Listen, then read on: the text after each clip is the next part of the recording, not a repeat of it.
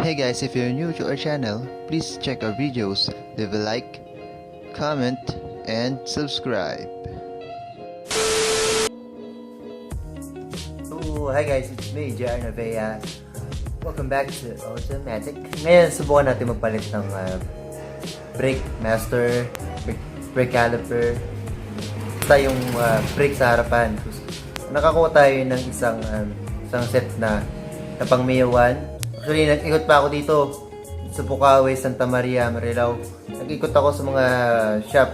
Wala akong, ang hirap maghanap ng parts ng ganito. Kasi, yun nga, parang very rare na talaga yung mga Mio One legit. So, may isang tindahan dito sa may Bukawi. Doon ako nakakita. Medyo mahal lang kasi nga, yun nga, bibihira na merong ganito. Pero, kinuha ko pa rin kasi kailangan na palitan. Papalitan ko yung pinaka brake master. Brake lever or brake master. Tapos yung hose kasama na siya doon. Pati yung mismong caliper. Bakit nga ba to papalitan? Kasi actually magbi-bleed lang sana ako ng brake. 'Di ba? Magbi-bleed ka lang, napunta ka pa sa pinakamahal. Magbi-bleed lang sana ako. Medyo pawis ako sorry kasi galing ako sa labas, mainit.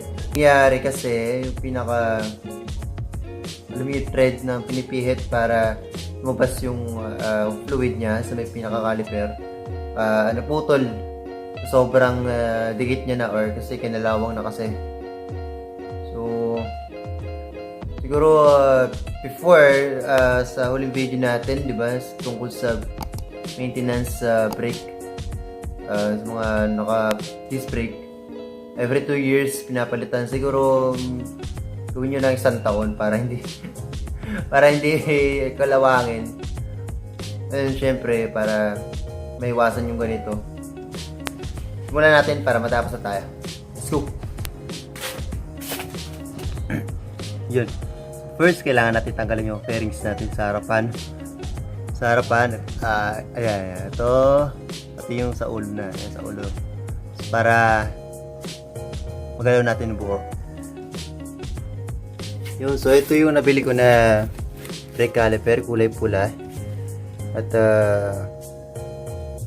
ngayon, sabi naman doon, kakabit na lang naman na to. Meron na siyang brake pad. Plug and play na lang din daw siya. So kasi may fluid na rin siya. May fluid na rin to, hindi na kailangan mag-bleed pa.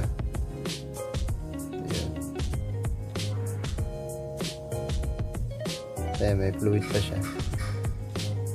So kulay itim yung brake lever niya para bumagay naman kahit paano. Lalagay ko yung stock ko. Baka magamit pa natin to in time. Maghanap tayo ng kulay black din na kapares na ito. So tara, start. Ito, nabuksan ko na yung pinaka kaha sa ulo tsaka yung katawan. Baka tanggalin ko rin tong tapaload sa may harapan para ma-access natin ng buo yung pinaka hose kasi nandun siya. Ito liwanag. Okay, yan. So kung nakikita nyo, ito sa loob kasi ito. So may mga tornilyo pa rito na kailangan tanggalin sa loob. Sa loob nito. Kailangan alisin ito talaga. Pala kapag aalisin ito, yan. So meron dito kanina 2 allen naka-clamp dito. So nakita nyo kanina, nakaipit dito. May 2 allen na ito. So, focus ka, idol. Ayan.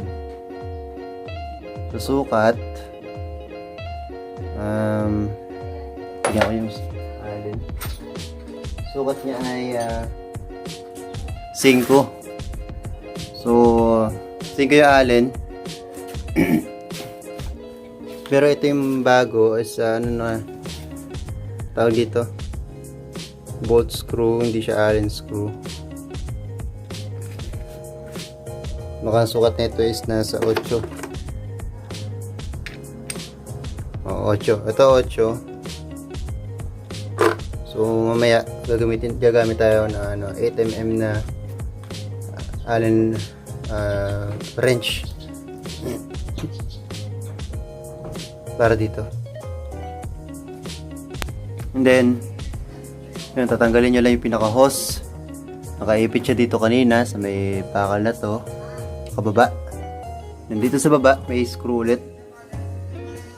Ito kailangan alisin para matanggal itong pinakabakal na nagka-clamp sa hose. So yun, isang ano lang naman, din nasa loob na. Kailangan matanggal din to. Kailangan din matanggal to. Yan, para maalis to.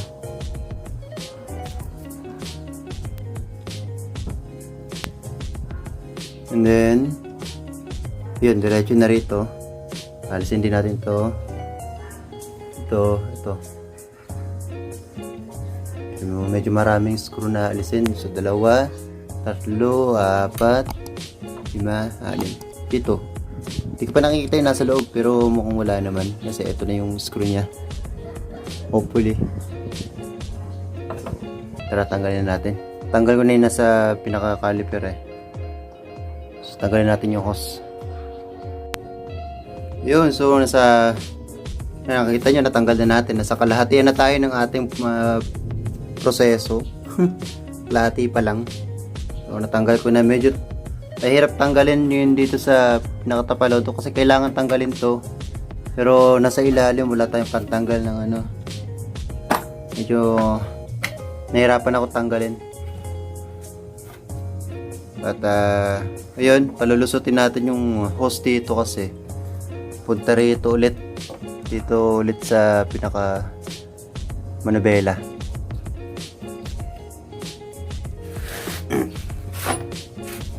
Try natin.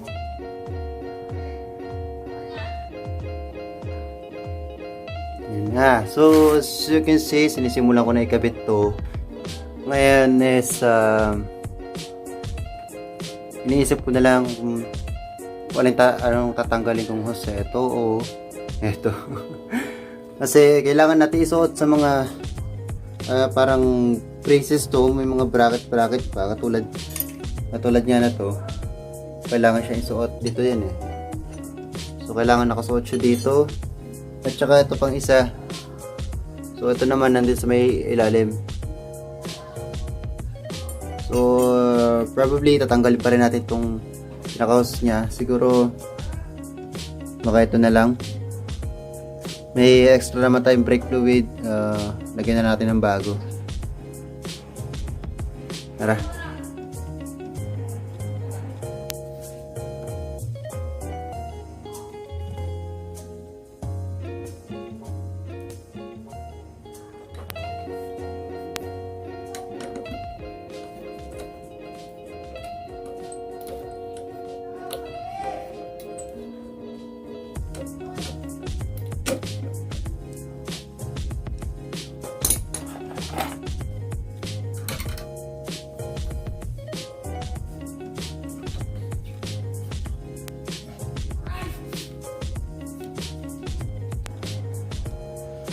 Alright, so yun, nakabit na natin. Ito na yung hose, yung brake, tawag dito, brake lever. And then pinadaan ko dito ulit. Okay, focus. Dito, pinadaan ko ulit dito. Lagyan pala muna sa taas. May taas, pababa ulit. Ito ulit sa may pinaka-bracket na to. And then yung kinabit ko ulit syempre dito. Yung mga braces po siya. Sama to. At ito. So ayan, dito punta rito.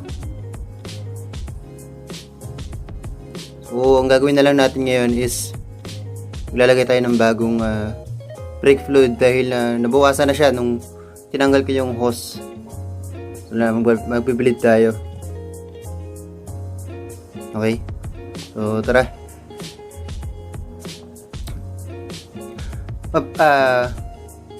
So siguro ngayon cut ko na tong video na to. just to show you paano install ito.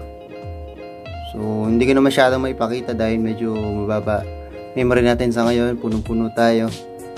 Pero yun, mga bolts tulad kanina yung mga tinuro ko, tandaan nyo na lang.